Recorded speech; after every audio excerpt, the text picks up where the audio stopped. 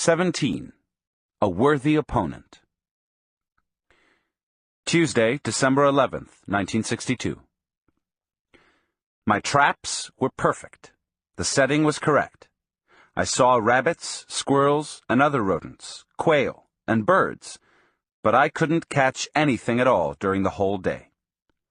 Don Juan had told me as we left his house in the early morning that I had to wait that day for a gift of power, an exceptional animal that might be lured into my traps and whose flesh I could dry for power food. Don Juan seemed to be in a pensive mood. He didn't make a single suggestion or comment. Near the end of the day, he finally made a statement. "Someone is interfering with your hunting," he said. "Who?" I asked, truly surprised. He looked at me and smiled and shook his head in a gesture of disbelief. "You act as if you didn't know who," he said, "and you've known who all day."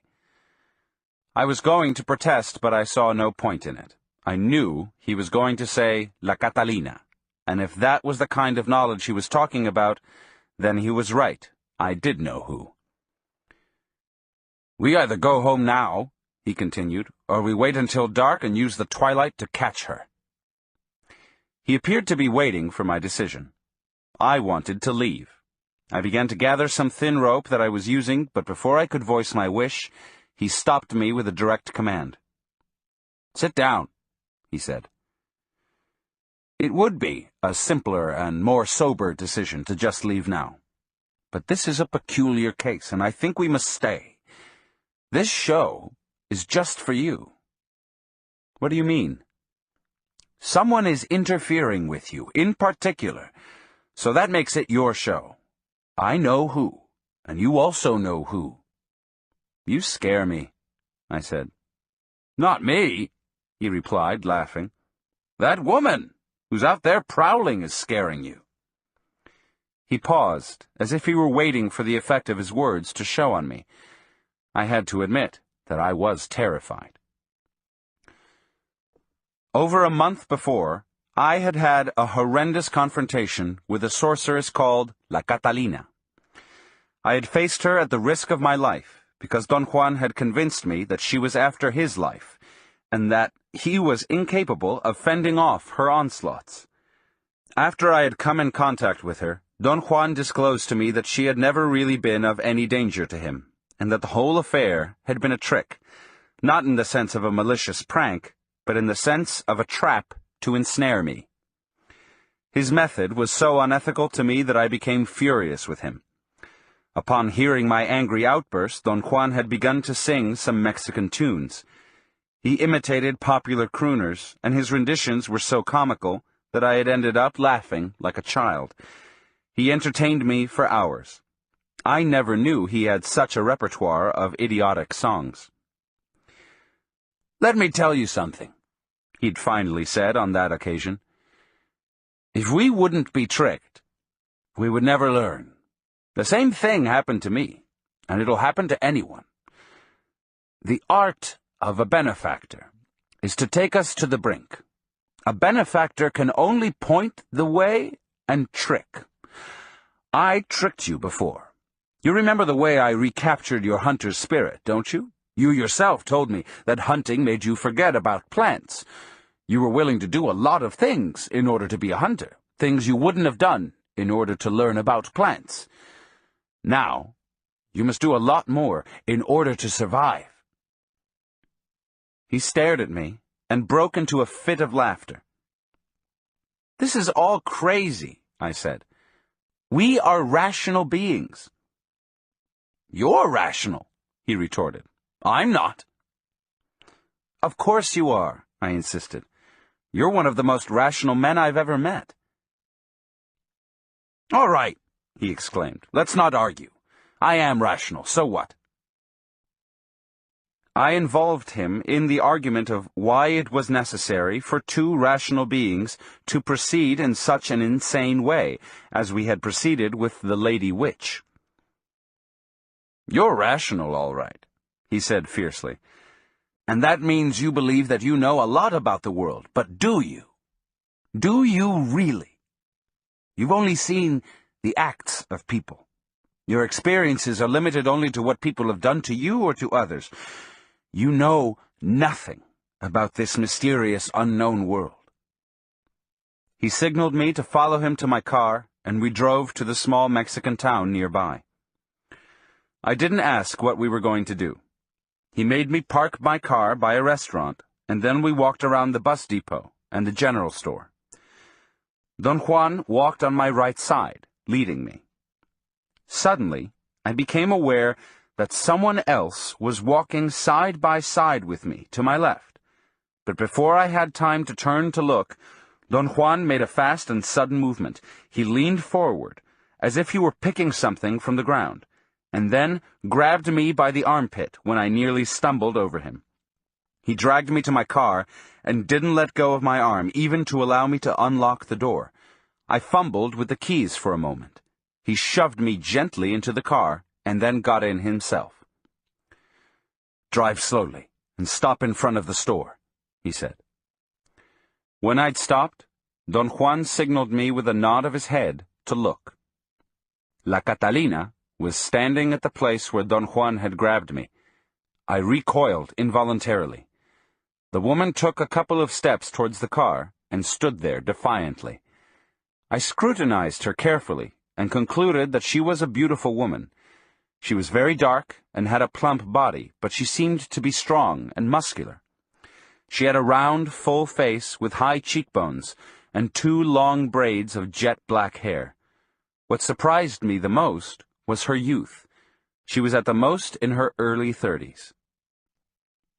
"Let her come closer if she wants," Don Juan whispered. She took 3 or 4 steps towards my car and stopped perhaps 10 feet away. We looked at each other. At that moment, I felt there was nothing threatening about her. I smiled and waved at her. She giggled as if she were a shy little girl and covered her mouth. Somehow, I felt delighted. I turned to Don Juan to comment on her appearance and behavior, and he scared me half to death with a yell. "Don't turn your back to that woman, damn it!" he said in a forceful voice. I quickly turned to look at the woman. She had taken another couple of steps towards my car and was standing barely 5 feet away from my door. She was smiling. Her teeth were big and white and very clean. There was something eerie about her smile, however. It wasn't friendly. It was a contained grin. Only her mouth smiled. Her eyes were black and cold and were staring at me fixedly. I experienced a chill all over my body. Don Juan began to laugh in a rhythmical cackle. After a moment's wait, the woman slowly backed away and disappeared among people. We drove away, and Don Juan speculated that if I didn't tighten up my life and learn, she was going to step on me as one steps on a defenseless bug. "She is the worthy opponent I told you I'd found for you," he said. Don Juan said that we had to wait for an omen before we knew what to do with the woman who was interfering with my hunting. "If we see or hear a crow, we'll know for sure that we can wait, and we'll also know where to wait," he added. He slowly turned around in a complete circle, scanning all the surroundings. "This isn't the place to wait," he said in a whisper. We began to walk towards the east. It was already fairly dark. Suddenly, 2 crows flew out from behind some tall bushes and disappeared behind a hill. Don Juan said that the hill was our destination. Once we arrived there, he circled it and chose a place facing the southeast at the bottom of the hill. He cleaned the dry twigs and leaves and other debris from a circular spot 5 or 6 feet in diameter. I attempted to help him, but he refused me with a strong movement of his hand. He put his finger over his lips and made a gesture of silence. When he had finished, he pulled me to the center of the circle, made me face the south, away from the hill, and whispered in my ear that I had to imitate his movements. He began a sort of dance, making a rhythmical thump with his right foot. It consisted of 7 even beats, spaced by a cluster of 3 fast thumps. I tried to adapt myself to his rhythm, and after a few clumsy attempts I was more or less capable of reproducing the same thumping. "What's this for?" I whispered in his ear. He told me, also in a whisper, that I was thumping like a rabbit, and that sooner or later the prowler would be attracted by the noise, and would show up to see what was going on. Once I'd copied the rhythm, Don Juan ceased to thump himself, but had me continue, marking the pace with a movement of his hand. From time to time, he would listen attentively, with his head slightly tilted to the right, seemingly to pick out noises in the chaparral. At one point, he signaled me to stop, and he remained in a most alert position. It was as if he were ready to spring up and jump on an unknown and unseen assailant. Then he motioned me to continue the thumping, and after a while he stopped me again.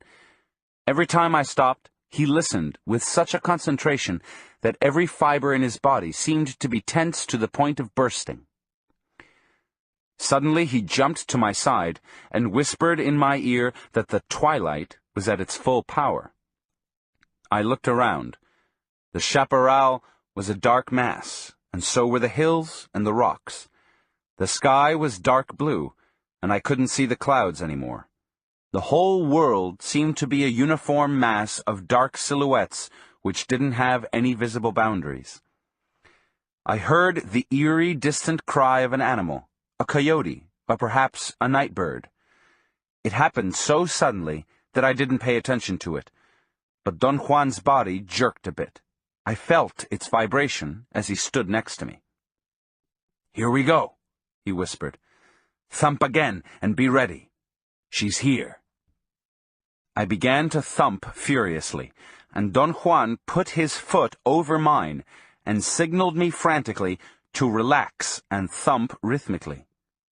"Don't scare her away," he whispered in my ear. "Calm down and don't lose your marbles." He again began to mark the pace of my thumping, and after the second time he made me stop, I heard the same cry again.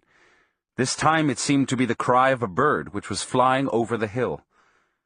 Don Juan made me thump once more, and just when I stopped, I heard a peculiar rustling sound to my left. It was the sound a heavy animal would make while moving about in the dry underbrush. The thought of a bear crossed my mind, but then I realized there were no such bears in the desert. I grabbed on to Don Juan's arm, and he smiled at me and put his finger to his mouth in a gesture of silence. I stared into the darkness towards my left, but he signaled me not to. He repeatedly pointed directly above me, and then he made me turn around slowly and silently until I was facing the dark mass of the hill. Don Juan kept his finger leveled at a certain point on the hill. I kept my eyes glued to the spot, and suddenly, as if in a nightmare, a dark shadow leaped at me. I shrieked and fell down to the ground on my back. For a moment, the dark silhouette was superimposed against the dark blue sky, and then it sailed through the air and landed beyond us in the bushes. I heard the sound of a heavy body crashing into the shrubs, and then an eerie outcry. Don Juan helped me up and guided me in the darkness to the place where I'd left my traps. He made me gather and disassemble them, and then he scattered the pieces away in all directions. He performed all this without saying a single word. We didn't speak at all on our way back to his house. "What do you want me to say?" Don Juan asked, after I had urged him repeatedly to explain the events I had witnessed a few hours before. "What was it?" I asked. "You know damn well who it was," he said. "Don't water it down with what was it. It's who it was that's important." I had worked out an explanation that seemed to suit me. The figure I had seen looked very much like a kite that someone had let out over the hill while someone else, behind us, had pulled it to the ground, thus the effect of a dark silhouette sailing through the air perhaps 15 or 20 yards. He listened attentively to my explanation, and then laughed until tears rolled down his cheeks. "Quit beating around the bush," he said. "Get to the point. Wasn't it a woman?" I had to admit that when I fell down and looked up, I saw the dark silhouette of a woman with a long skirt leaping over me in a very slow motion. Then something seemed to have pulled the dark silhouette, and it flew over me with great speed and crashed into the bushes. In fact, that movement was what had given me the idea of a kite. Don Juan refused to discuss the incident any further. The next day, he left to fulfill some mysterious errand, and I went to visit some Yaqui friends in another community. Wednesday, December 12th, 1962. As soon as I arrived at the Yaqui community, the Mexican storekeeper told me that he had rented a record player and 20 records from an outfit in Ciudad Obregón for the fiesta he was planning to give that night, in honor of the Virgin of Guadalupe. He'd already told everybody that he'd made all the necessary arrangements through Julio, the traveling salesman who came to the Yaqui settlement twice a month to collect installments on a layaway plan for cheap articles of clothing, which he had succeeded in selling to some Yaqui Indians. Julio brought the record player early in the afternoon and hooked it to the dynamo that provided electricity for the store. He made sure that it worked. Then he turned up the volume to its maximum, reminded the storekeeper not to touch any knobs, and began to sort the 20 records. "I know how many scratches each of them has," Julio said to the storekeeper. "Tell that to my daughter," the storekeeper replied. "You're responsible, not your daughter." "Well, just the same, she's the only one who'll be changing the records." Julio insisted that it didn't make any difference to him whether she or someone else was going to actually handle the record player, as long as the storekeeper paid for any records that were damaged. The storekeeper began to argue with Julio. Julio's face became red. He turned from time to time to the large group of Yaqui Indians congregated in front of the store and made signs of despair or frustration by moving his hands or contorting his face in a grimace. Seemingly, as a final resort, he demanded a cash deposit. That precipitated another long argument about what constituted a damaged record. Julio stated with authority that any broken record had to be paid for in full, as if it were new. The storekeeper became angrier and began to pull out his extension cords. He seemed bent upon unhooking the record player and canceling the party. He made it clear to his clients congregated in front of the store that he'd tried his best to come to terms with Julio. For a moment, it seemed that the party was going to fail before it had started. Blas, the old Yaqui Indian in whose house I was staying, made some derogatory comments in a loud voice about the Yaquis' sad state of affairs, that they couldn't even celebrate their most revered religious festivity, the Day of the Virgin of Guadalupe. I wanted to intervene and offer my help, but Blas stopped me. He said that if I were to make the cash deposit, the storekeeper himself would smash the records. "He's worse than anybody," he said. "Let him pay the deposit. He bleeds us, so why shouldn't he pay?"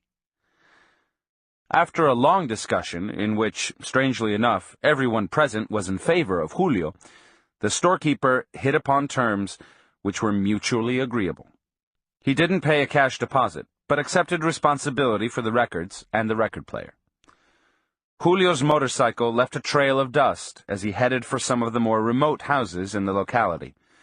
Blas said that he was trying to get to his customers before they came to the store and spent all their money buying booze. As he was saying this, a group of Indians emerged from behind the store. Blas looked at them and began to laugh, and so did everyone else there. Blas told me that those Indians were Julio's customers and had been hiding behind the store, waiting for him to leave. The party began early. The storekeeper's daughter put a record on the turntable and brought the arm down. There was a terrible loud screech and a high-pitched buzz, and then came a blasting sound of trumpet and some guitars. The party consisted of playing the records at full volume. There were 4 young Mexican men who danced with the storekeeper's 2 daughters and 3 other young Mexican women. The Yaquis didn't dance. They watched with apparent delight every movement the dancers made. They seemed to be enjoying themselves, just watching and gulping down cheap tequila. I bought individual drinks for everybody I knew. I wanted to avoid any feelings of resentment. I circulated among the numerous Indians and talked to them and then offered them drinks. My pattern of behavior worked until they realized I wasn't drinking at all. That seemed to annoy everyone at once. It was as if, collectively, they had discovered that I didn't belong there. The Indians became very gruff and gave me sly looks. The Mexicans, who were as drunk as the Indians, also realized at the same time that I hadn't danced, and that appeared to offend them even more. They became very aggressive. One of them forcibly took me by the arm and dragged me closer to the record player. Another served me a full cup of tequila and wanted me to drink it all in one gulp and prove that I was a macho. I tried to stall them and laughed idiotically, as if I were actually enjoying the situation. I said that I would like to dance first and then drink. One of the young men called out the name of a song. The girl in charge of the record player began to search in the pile of records. She seemed to be a little tipsy, although none of the women had openly been drinking, and had trouble fitting a record on the turntable. A young man said that the record she'd selected wasn't a twist. She fumbled with the pile, trying to find the suitable one, and everyone closed in around her and left me. That gave me time to run behind the store, away from the lighted area, and out of sight. I stood about 30 yards away, in the darkness of some bushes, trying to decide what to do. I was tired. I felt it was time to get in my car and go back home. I began to walk to Blas's house, where my car was parked. I figured that if I drove slowly, no one would notice that I was leaving. The people in charge of the record player were apparently still looking for the record. All I could hear was the high-pitched buzzing of the loudspeaker. But then came the blasting sound of a twist. I laughed out loud, thinking that they'd probably turned to where I'd been and found out that I'd disappeared. I saw some dark silhouettes of people walking in the opposite direction, going towards the store. We passed each other, and they mumbled "Buenas noches." I recognized them and spoke to them. I told them it was a great party. Before I came to a sharp bend in the road, I encountered 2 other people, whom I didn't recognize, but I greeted them anyway. The blasting sound of the record player was almost as loud there on the road as it was in front of the store.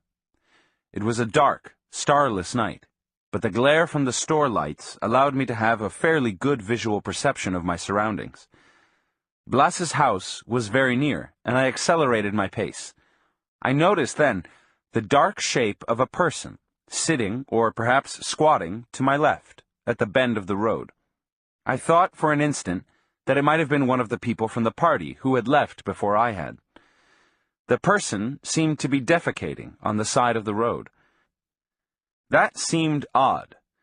People in the community went into the thick bushes to perform their bodily functions. I thought that whoever it was in front of me must have been drunk. I came to the bend and said, "Buenas noches." The person answered me with an eerie, gruff, inhuman howl. The hair on my body literally stood on end. For a second, I was paralyzed. Then I began to walk fast. I took a quick glance. I saw that the dark silhouette had stood up halfway. It was a woman. She was stooped over, leaning forward. She walked in that position for a few yards, and then she hopped. I began to run, while the woman hopped like a bird by my side, keeping up with my speed. By the time I arrived at Blas's house, she was cutting in front of me, and we'd almost touched. I leaped across a small, dry ditch in front of the house and crashed through the flimsy door. Blas was already in the house, and seemed unconcerned with my story. "They pulled a good one on you," he said reassuringly. "The Indians take delight in teasing foreigners." My experience had been so unnerving that the next day I drove to Don Juan's house instead of going home as I'd planned to do. Don Juan returned in the late afternoon. I didn't give him time to say anything, but blurted out the whole story, including Blas's commentary. Don Juan's face became somber. Perhaps it was only my imagination, but I thought he was worried. "Don't put so much stock in what Blas told you," he said in a serious tone. "He knows nothing of the struggles between sorcerers. You should have known that it was something serious the moment you noticed that the shadow was to your left. You shouldn't have run, either." "What was I supposed to do? Stand there?" "Right. When a warrior encounters his opponent, and the opponent is not an ordinary human being, he must make his stand. That's the only thing that makes him invulnerable." "What are you saying, Don Juan?" "I'm saying that you've had your third encounter with your worthy opponent. She's following you around, waiting for a moment of weakness on your part. She almost bagged you this time." I felt a surge of anxiety and accused him of putting me in unnecessary danger. I complained that the game he was playing with me was cruel. "It would be cruel if this would have happened to an average man," he said. "But the instant one begins to live like a warrior, one is no longer ordinary. Besides, I didn't find you a worthy opponent because I want to play with you or tease you or annoy you. A worthy opponent might spur you on. Under the influence of an opponent like La Catalina, you may have to make use of everything I've taught you. You don't have any other alternative." We were quiet for a while. His words had aroused a tremendous apprehension in me. He then wanted me to imitate, as close as possible, the cry I had heard after I'd said Buenas noches. I attempted to reproduce the sound and came up with some weird howling that scared me. Don Juan must have found my rendition funny. He laughed almost uncontrollably. Afterwards, he asked me to reconstruct the total sequence: the distance I ran, the distance the woman was from me at the time I encountered her, the distance she was from me at the time I reached the house, and the place where she had begun hopping. "No fat Indian woman could hop that way," he said after assessing all those variables. "They couldn't even run that far." He made me hop. I couldn't cover more than 4 feet each time, and if I were correct in my perception, the woman had hopped at least 10 feet with each leap. "Of course you know that from now on you must be on the lookout," he said in a tone of great urgency. "She'll try to tap you on your left shoulder during a moment when you're unaware and weak." "What should I do?" I asked. "It's meaningless to complain," he said. "What's important from this point on is the strategy of your life." I couldn't concentrate at all on what he was saying. I took notes automatically. After a long silence, he asked if I had any pain behind my ears or in the nape of my neck. I said no, and he told me that if I had experienced an uncomfortable sensation in either of those 2 areas, it would have meant that I had been clumsy and that La Catalina had injured me. "Everything you did that night was clumsy," he said. "First of all, you went to the party to kill time, as though there's any time to kill. That weakened you." "You mean I shouldn't go to parties?" "No, I don't mean that. You may go to any place you wish, but if you do, you must assume the full responsibility for that act. A warrior lives his life strategically. He would attend a party or a reunion like that only if his strategy calls for it. That means, of course, that he would be in total control and would perform all the acts that he deems necessary." He looked at me fixedly and smiled, then covered his face and chuckled softly. "You're in a terrible bind," he said. "Your opponent's on your trail, and for the first time in your life you can't afford to act helter-skelter. This time, you'll have to learn a totally different doing, the doing of strategy. Think of it this way. If you survive the onslaughts of La Catalina, you'll have to thank her someday for having forced you to change your doing." What a terrible way of putting it, I exclaimed. What if I don't survive? A warrior never indulges in thoughts like that, he said. When he has to act with his fellow men, a warrior follows the doing of strategy, and in that doing there are no victories or defeats. In that doing, there are only actions. I asked him what the doing of strategy entailed. It entails that one's not at the mercy of people, he replied. At that party, for instance, you were a clown. Not because it served your purposes to be a clown, but because you placed yourself at the mercy of those people. You never had any control, and thus you had to run away from them. What should I have done? Not go there at all, or else go there to perform a specific act. After horsing around with the Mexicans, you were weak, and La Catalina used that opportunity, so she placed herself in the road to wait for you.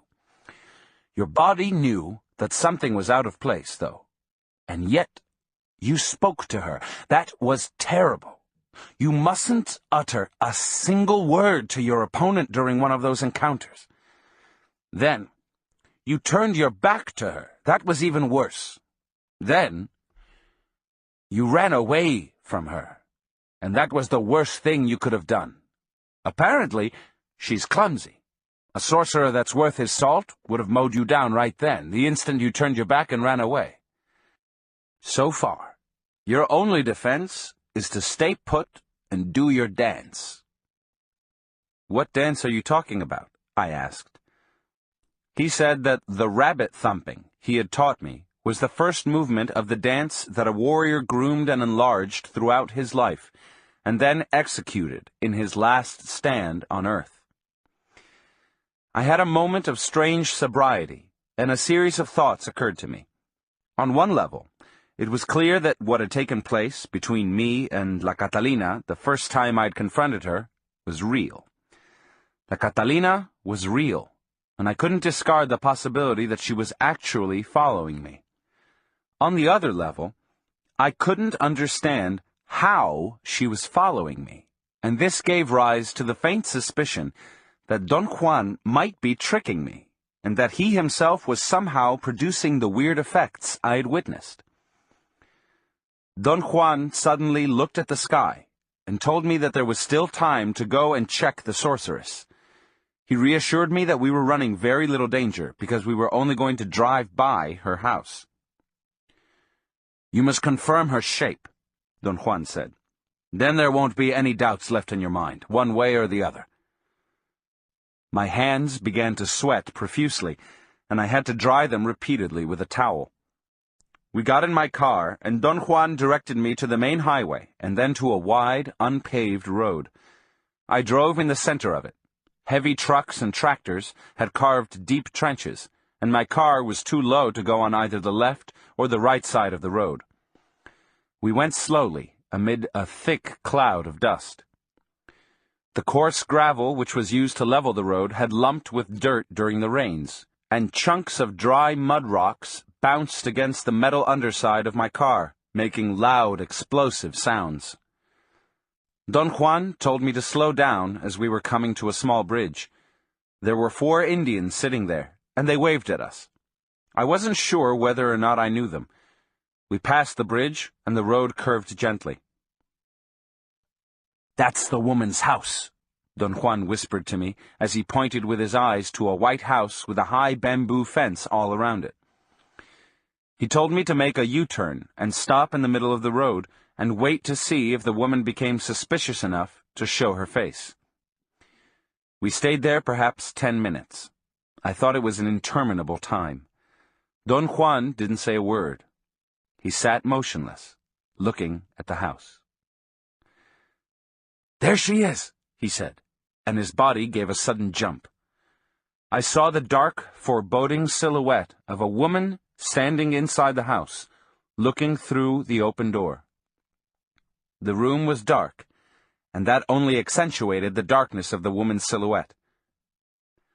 After a few minutes, the woman stepped out of the darkness of the room and stood in the doorway and watched us. We looked at her for a moment, and then Don Juan told me to drive on. I was speechless. I could have sworn that she was the woman I'd seen hopping by the road in the darkness. About half an hour later, when we turned onto the paved highway, Don Juan spoke to me. "What do you say?" he asked. "Did you recognize the shape?" I hesitated for a long time before answering. I was afraid of the commitment entailed in saying yes. I carefully worded my reply and said that I thought it had been too dark to be completely sure. He laughed and tapped me gently on my head. "She was the one, wasn't she?" he asked. He didn't give me time to reply. He put a finger to his mouth in a gesture of silence and whispered in my ear that it was meaningless to say anything, and that in order to survive La Catalina's onslaughts, I had to make use of everything he had taught me. Don Juan inquired periodically, in a casual way, about the state of my datura plant. In the year that had elapsed from the time I replanted the root, the plant had grown into a large bush. It had seeded, pods had dried, and Don Juan judged it was time for me to learn more about the devil's weed. Sunday, January 27th, 1963. Today, Don Juan gave me the preliminary information on the second portion of the datura root, the second step in learning the tradition. He said the second portion of the root was the real beginning of learning. In comparison with it, the first portion was like child's play. The second portion had to be mastered. It had to be intaken at least 20 times, he said, before one could go on to the third step. I asked, "What does the second portion do?" "The second portion of the devil's weed is used for seeing. With it, a man can soar through the air to see what's going on at any place he chooses." "Can a man actually fly through the air, Don Juan?" "Why not? As I've already told you, the devil's weed is for those who seek power. The man who masters the second portion can use the devil's weed to do unimaginable things to gain more power." "What kind of things, Don Juan?" "I can't tell you that. Every man is different." Monday, January 28th, 1963. Don Juan said, "If you complete the second step successfully, I can show you only one more step.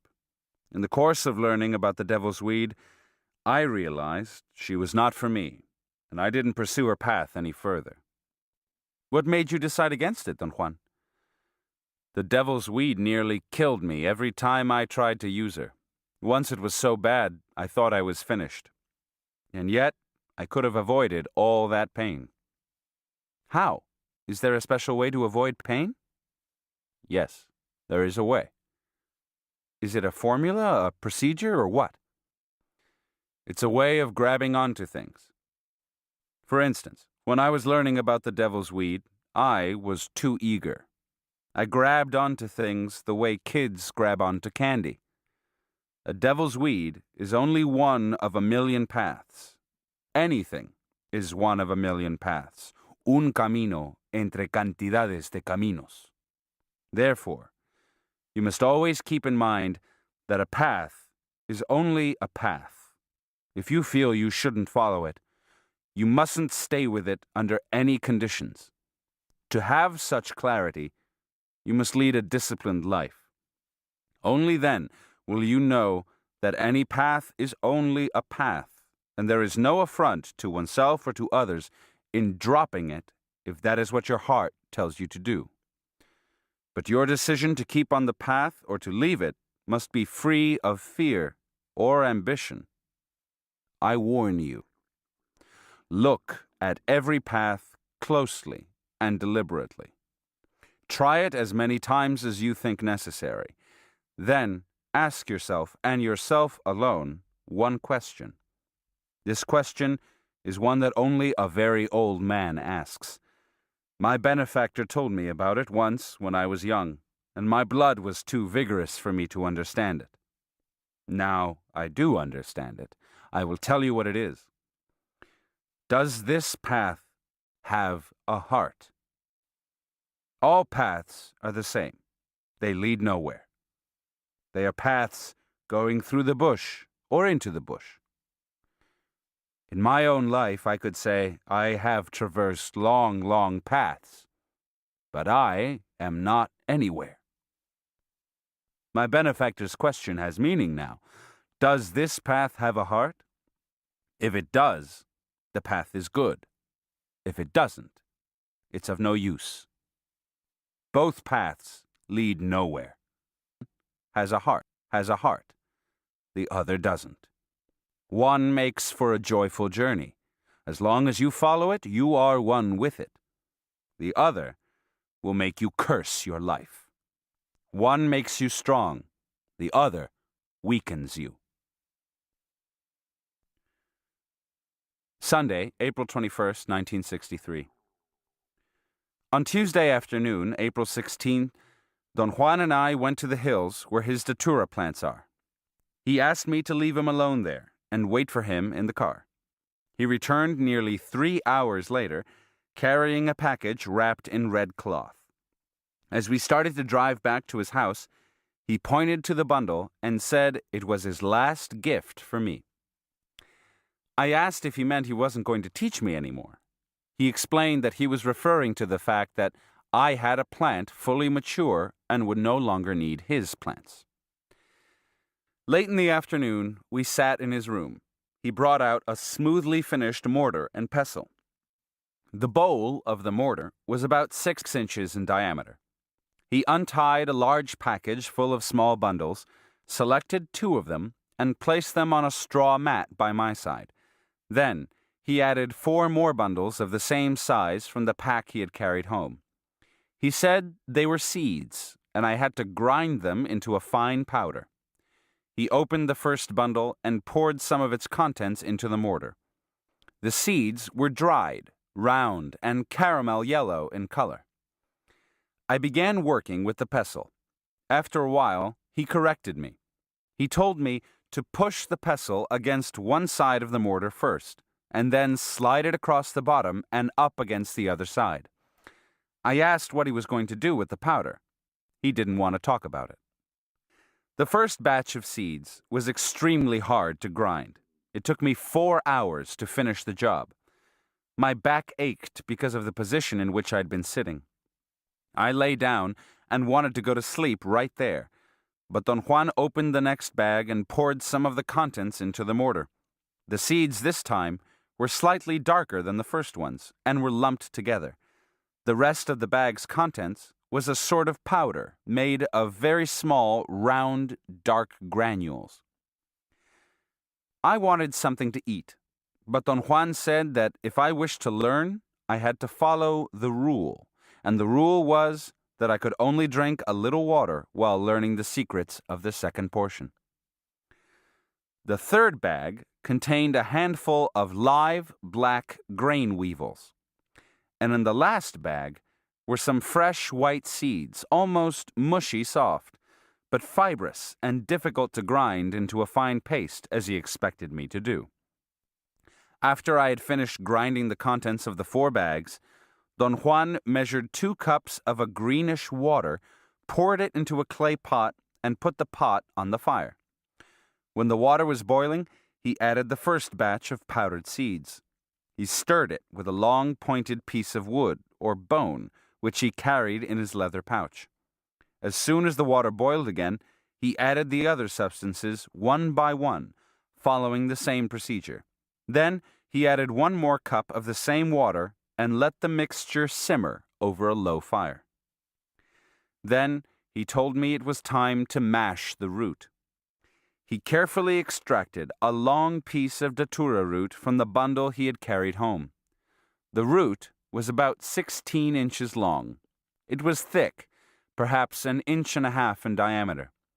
He said it was the second portion, and again, he had measured the second portion himself, because it was still his root. He said the next time I tried the devil's weed, I would have to measure my own root. He pushed the big mortar toward me, and I proceeded to pound the root in exactly the same way he had mashed the first portion.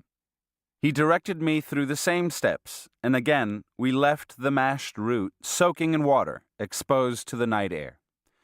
By that time the boiling mixture had solidified in the clay pot.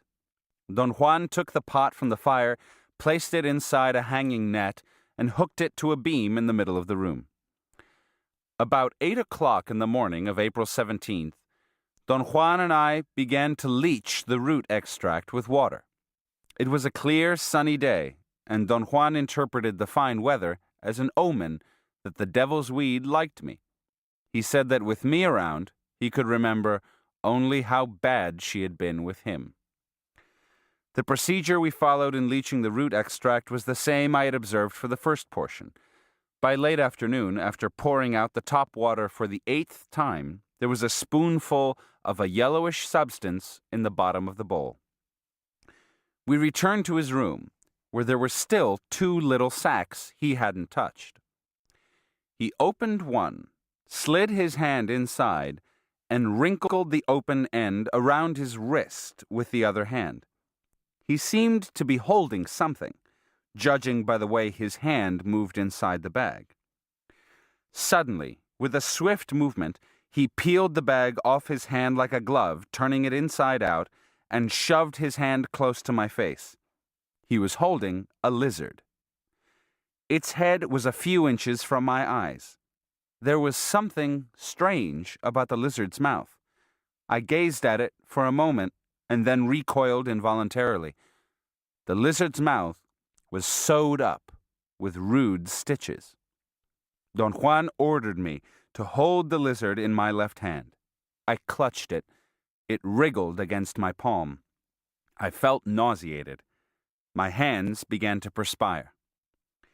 He took the last bag, and repeating the same motions, he extracted another lizard. He also held it close to my face. I saw that its eyelids were sewed together. He ordered me to hold this lizard in my right hand. By the time I had both lizards in my hands, I was almost sick. I had an overpowering desire to drop them and get out of there. "Don't squeeze them," he said, and his voice brought me a sense of relief and direction. He asked what was wrong with me. He tried to be serious, but I couldn't keep a straight face and laughed. I tried to ease my grip, but my hands were sweating so profusely that the lizards began to wriggle out of them. Their sharp little claws scratched my hands, producing an incredible feeling of disgust and nausea. I closed my eyes and clenched my teeth. One of the lizards was already sliding onto my wrist. All it needed was to yank its head from between my fingers to be free. I had a peculiar sensation of physical despair, of supreme discomfort. I growled at Don Juan between my teeth to take the damn things off me. My head shook involuntarily. He looked at me curiously. I growled like a bear, shaking my body. He dropped the lizards into their bags and began to laugh. I wanted to laugh also, but my stomach was upset. I lay down. I explained to him that what had affected me was the sensation of their claws on my palms. He said there were lots of things that could drive a man mad, especially if he didn't have the resolution, the purpose required for learning. But when a man had a clear, unbending intent, feelings were in no way a hindrance, for he was capable of controlling them. Don Juan waited a while, and then, going through the same motions, handed me the lizards again. He told me to hold their heads up and rub them softly against my temples, as I asked them anything I wanted to know. I didn't understand at first what he wanted me to do. He told me again to ask the lizards about anything I couldn't find out for myself. He gave me a whole series of examples. I could find out about persons I didn't see ordinarily, or about objects that were lost, or about places I hadn't seen. Then I realized he was talking about divination. I got very excited. My heart began to pound. I felt that I was losing my breath. He warned me not to ask about personal matters this first time. He said I should think rather of something that had nothing to do with me. I had to think fast and clearly because there would be no way of reversing my thoughts. I tried frantically to think of something I wanted to know. Don Juan urged me on imperiously, and I was astonished to realize I could think of nothing I wanted to ask the lizards. After a painfully long wait, I thought of something. Some time earlier, a large number of books had been stolen from a reading room. It wasn't a personal matter, and yet I was interested in it. I had no preconceived ideas about the identity of the person or persons who had taken the books. I rubbed the lizards against my temples, asking them who the thief was. After a while, Don Juan put the lizards inside their bags and said that there were no deep secrets about the root and the paste. The paste was made to give direction. The root made things clear. But the real mystery was the lizards. They were the secret of the whole sorcery of the second portion, he said. I asked whether they were a special kind of lizard. He said they were. They had to come from the area of one's own plant. They had to be one's friends. And to have lizards as friends, he said, required a long period of grooming. One had to develop a strong friendship with them by giving them food and speaking kind words to them. I asked why their friendship was so important. He said the lizards would allow themselves to be caught only if they knew the man, and whoever took the devil's weed seriously had to treat the lizards seriously. He said that, as a rule, the lizards should be caught after the paste and the root had been prepared. They should be caught in the late afternoon. If one was not on intimate terms with the lizards, he said, days could be spent trying to catch them without success, and the paste lasts only one day. He then gave me a long series of instructions concerning the procedure to follow after the lizards had been caught. Once you have caught the lizards, put them in separate bags. Then take the first one and talk to her. Apologize for hurting her and beg her to help you. And with a wooden needle, sew up her mouth. Use the fibers of agave and one of the thorns of achoya to do the sewing. Draw the stitches tight. Then tell the other lizard the same things and sew her eyelids together. By the time night begins to fall, you will be ready. Take the lizard with the sewed-up mouth and explain to her the matter you want to know about. Ask her to go and see for you. Tell her you had to sew up her mouth so she would hurry back to you and not talk to anyone else. Let her scramble in the paste after you've rubbed it on her head. Then put her on the ground.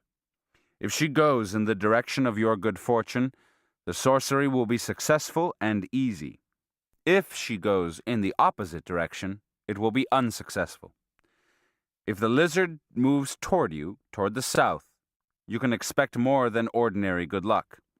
But if she moves away from you, to the north, the sorcery will be terribly difficult. You may even die. So if she moves away from you, that is a good time to quit. At this point, you can make the decision to quit. If you do, you will lose your capacity to command the lizards. But that is better than losing your life. On the other hand, you may decide to go ahead with the sorcery in spite of my warning. If you do, the next step is to take the other lizard and tell her to listen to her sister's story, and then describe it to you. But how can the lizard with the sewed-up mouth tell me what she sees? Wasn't her mouth closed to prevent her from talking? Sewing up her mouth prevents her from telling her story to strangers.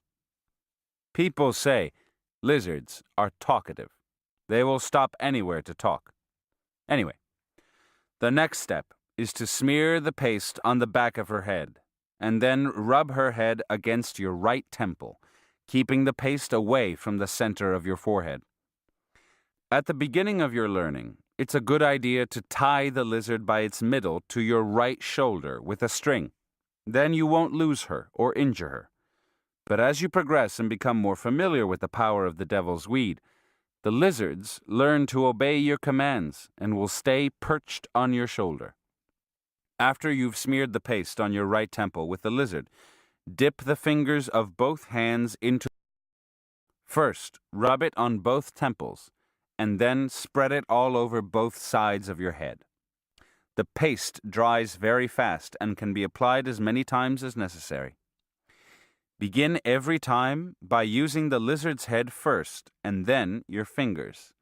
Sooner or later, the lizard that went to sea comes back and tells her sister all about her journey, and the blind lizard describes it to you as though you were her kind. When the sorcery is finished, put the lizard down and let her go, but don't watch where she goes. Dig a deep hole with your bare hands and bury everything you used in it. About 6 p.m., Don Juan scooped the root extract out of the bowl onto a flat piece of shale. There was less than a teaspoon of the yellowish starch. He put half of it into a cup and added some yellowish water. He rotated the cup in his hand to dissolve the substance. He handed me the cup and told me to drink the mixture. It was tasteless, but it left a slightly bitter flavor in my mouth. The water was too hot, and that annoyed me. My heart began pounding fast, but soon I was relaxed again. Don Juan got the other bowl with the paste. The paste looked solid and had a glossy surface. I tried to poke the crust with my finger, but Don Juan jumped toward me and pushed my hand away from the bowl. He became very annoyed. He said it was very thoughtless of me to try that, and if I really wanted to learn, there was no need to be careless. This was power, he said, pointing to the paste, and nobody could tell what kind of power it really was. It was bad enough that we had to tamper with it for our own purposes, a thing we cannot help doing because we are men, he said. But we should at least treat it with the proper respect. The mixture looked like oatmeal. Apparently, it had enough starch to give it that consistency. He asked me to get the bags with the lizards. He took the lizard with the sewed-up mouth and carefully handed it over to me. He made me take it with my left hand and told me to get some of the paste with my finger and rub it on the lizard's head, and then put the lizard into the pot and hold it there until the paste covered its entire body. Then he told me to remove the lizard from the pot. He picked up the pot and led me to a rocky area not too far from his house.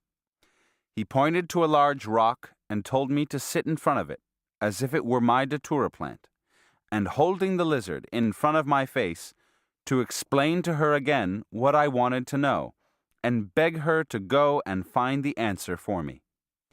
He advised me to tell the lizard I was sorry I had to cause her discomfort, and to promise her I would be kind to all lizards in return. And then he told me to hold her between the third and fourth fingers of my left hand, where he had once made a cut, and to dance around the rock, doing exactly what I had done when I replanted the root of the devil's weed. He asked me if I remembered all that I had done at that time. I said I did.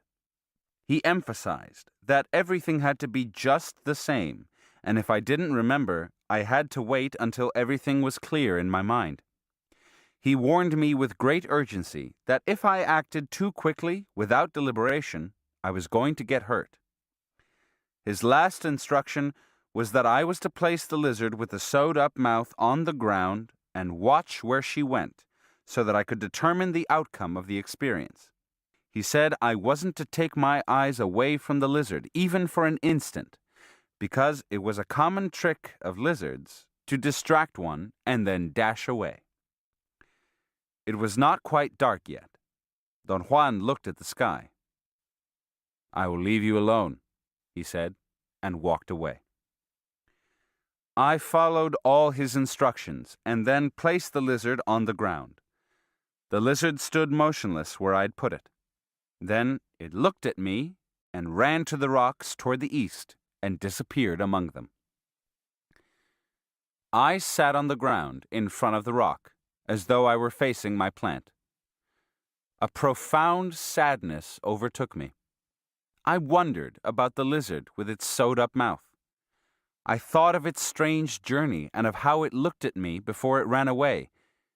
It was a weird thought, an annoying projection.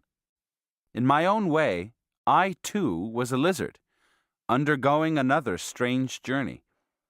My fate was, perhaps, only to see. At that moment, I felt that I would never be able to tell what I had seen. It was very dark by then. I could hardly see the rocks in front of me. I thought of Don Juan's words. The twilight. There's the crack between the worlds. After long hesitation, I began to follow the steps prescribed. The paste, though it looked like oatmeal, didn't feel like oatmeal. It was very smooth and cold. It had a peculiar, pungent smell. It produced a sensation of coolness on the skin and dried quickly. I rubbed my temples 11 times without noticing any effect. I tried very carefully to take account of any change in perception or mood, for I didn't even know what to anticipate. As a matter of fact, I couldn't conceive the nature of the experience, and kept on searching for clues. The paste had dried up and scaled off my temples. I was about to rub some more of it on when I realized I was sitting on my heels in Japanese fashion. I had been sitting cross-legged and didn't recall changing positions. It took some time to realize fully that I was sitting on the floor in a sort of cloister with high arches. I thought they were brick arches, but upon examining them, I saw they were stone. This transition was very difficult. It came so suddenly that I wasn't ready to follow. My perception of the elements of the vision was diffused, as if I were dreaming. Yet the components didn't change. They remained steady, and I could stop alongside any one of them and actually examine it. The vision was not so clear or so real as one induced by peyote. It had a misty character, an intensely pleasing pastel quality. I wondered whether I could get up or not, and the next thing I noticed was that I had moved. I was at the top of a stairway, and H, a friend of mine, was standing at the bottom. Her eyes were feverish. There was a mad glare in them. She laughed aloud and with such intensity that she was terrifying. She began coming up the stairs. I wanted to run away or take cover because she'd been off her rocker once. That was the thought that came to my mind. I hid behind a column and she went by me without looking. She's going on a long trip now, was another thought that occurred to me then. And finally, the last thought I remembered was, she laughs every time she's ready to crack up. Suddenly, the scene became very clear. It was no longer like a dream. It was like an ordinary scene, but I seemed to be looking at it through window glass. I tried to touch a column, but all I sensed was that I couldn't move. Yet I knew I could stay as long as I wanted, viewing the scene. I was in it, and yet I wasn't part of it. I experienced a barrage of rational thoughts and arguments. I was, so far as I could judge, in an ordinary state of sober consciousness. Every element belonged in the realm of my normal processes. And yet, I knew it wasn't an ordinary state. The scene changed abruptly. It was nighttime. I was in the hall of a building. The darkness inside the building made me aware that in the earlier scene the sunlight had been beautifully clear, yet it had been so commonplace that I didn't notice it at the time. As I looked further into the new vision, I saw a young man coming out of a room carrying a large knapsack on his shoulders. I didn't know who he was, although I had seen him once or twice. He walked by me and went down the stairs. By then, I had forgotten my apprehension, my rational dilemmas. Who's that guy? I thought. Why did I see him? The scene changed again, and I was watching the young man deface books. He glued some of the pages together, erased markings, and so on. Then I saw him arranging the books neatly in a wooden crate. There was a pile of crates. They weren't in his room, but in a storage place. Other images came to my mind, but they weren't clear. The scene became foggy. I had a sensation of spinning. Don Juan shook me by the shoulders, and I woke up. He helped me to stand, and we walked back to his house. It had been 3.5 hours from the moment I began rubbing the paste on my temples to the time I woke up. But the visionary state couldn't have lasted more than 10 minutes. I had no ill effects whatsoever. I was just hungry and sleepy.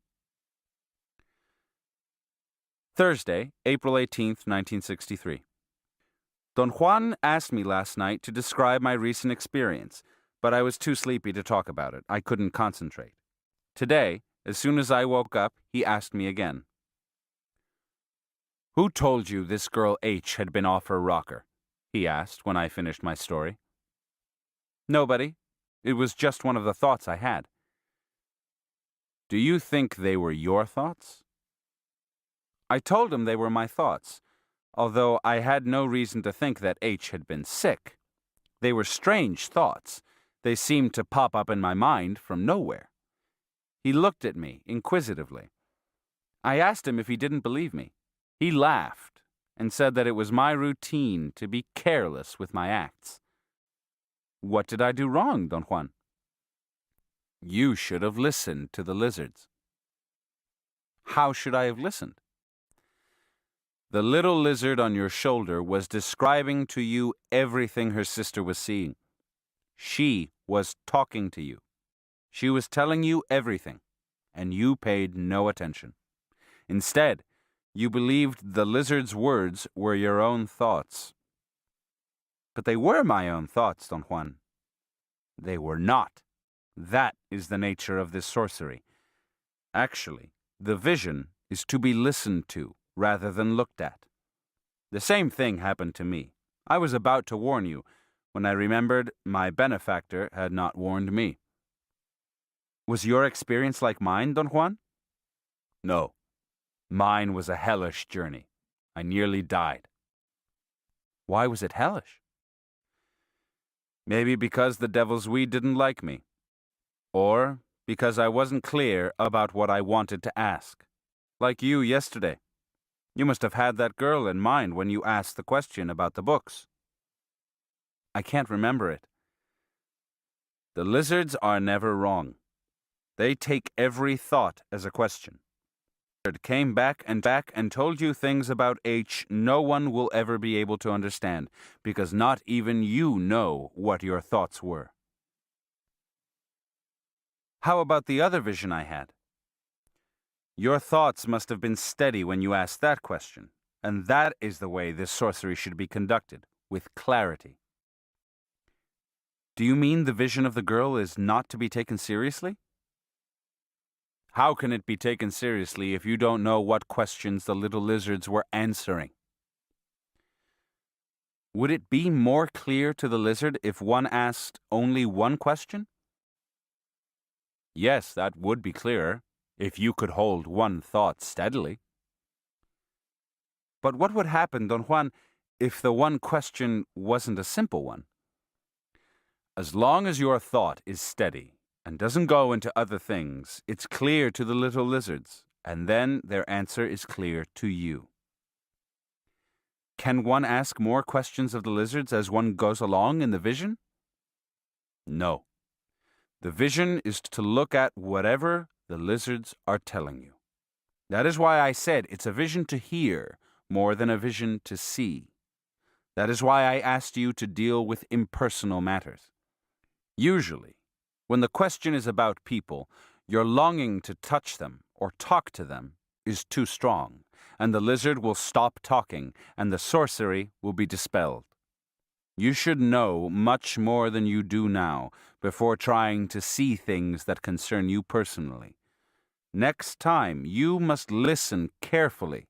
I'm sure the lizards told you many things, but you weren't listening.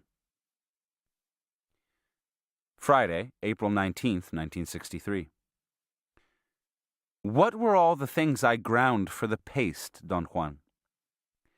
Seeds of the devil's weed and the weevils that live off the seeds. The measure is 1 handful of each. He cupped his right hand to show me how much. I asked him what would happen if one element was used by itself, without the others. He said that such a procedure would only antagonize the devil's weed and the lizards.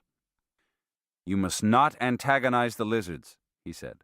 For the next day, during the late afternoon, you must return to the site of your plant. Speak to all lizards and ask the 2 that helped you in the sorcery to come out again. Search all over until it is quite dark. If you can't find them, you must try it once more the next day.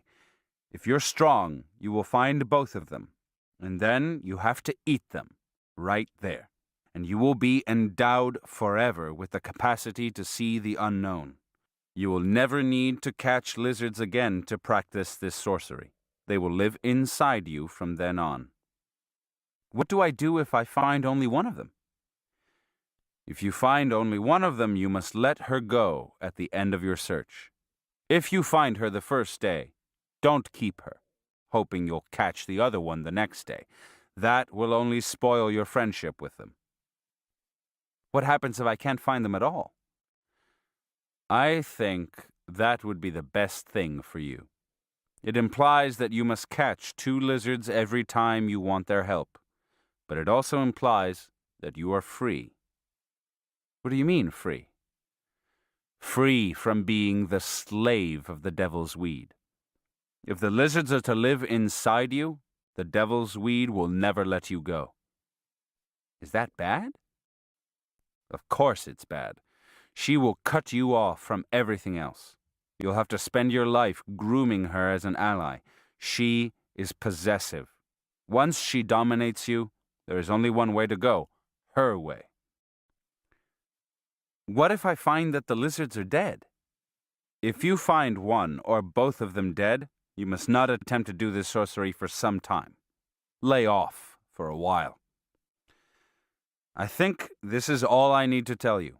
What I've told you is the rule.